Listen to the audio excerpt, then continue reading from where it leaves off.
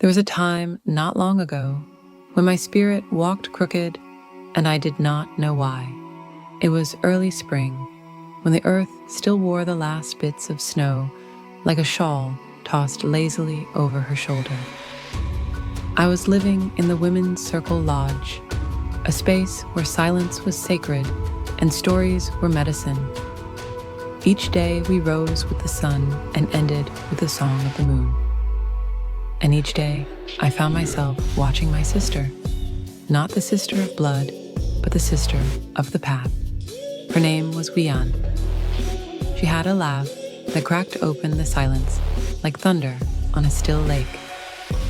She danced like the northern lights, not rehearsed, but radiant. And whenever she spoke, the elders leaned in like trees, pulled by the wind. She was gifted, yes, but more than that, she was beloved.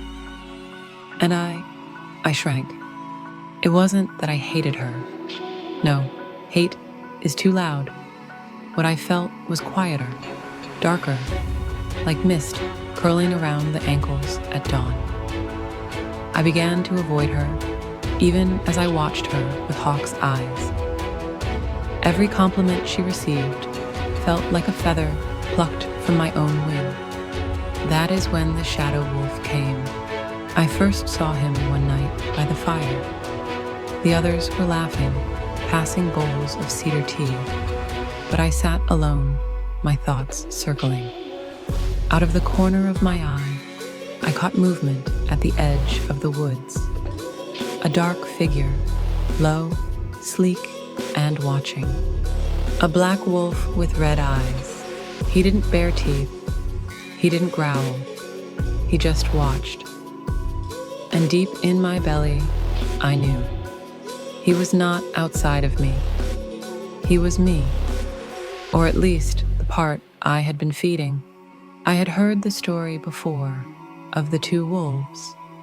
It is said we each carry a light wolf and a dark wolf inside us, and the one who grows is the one we feed.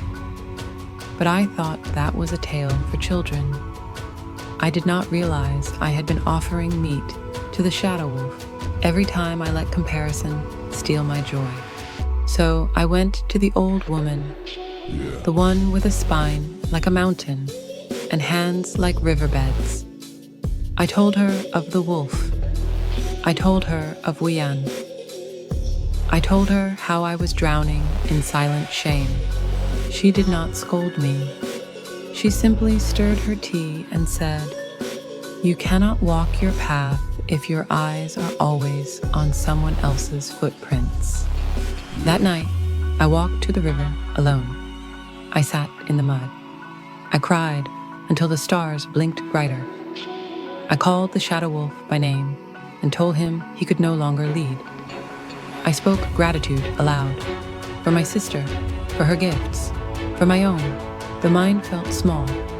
I made an offering, 3 pine needles and a song, to the water, asking it to carry away the sickness of envy.